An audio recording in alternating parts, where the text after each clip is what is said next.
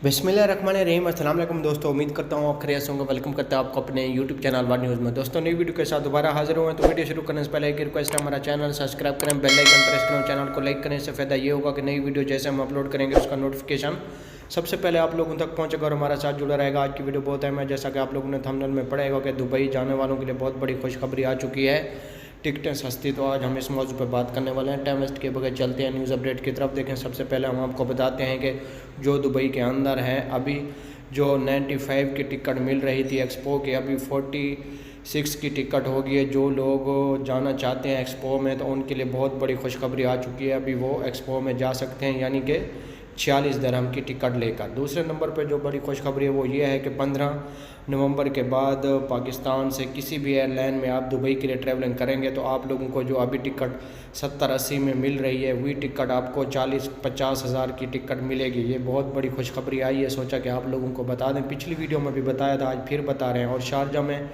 बहुत बड़ी ऑफ़र लगी हुई है। जो लोग ड्राइविंग लाइसेंस लेना चाहते हैं, यानी कि बाइक का लाइसेंस लेना चाहते हैं, तो ठेके पे 5000 दिरहम में आप लोग शारजा में ठेके पे लाइसेंस ले सकते हैं, बाइक का लाइसेंस, सिर्फ बाइक का।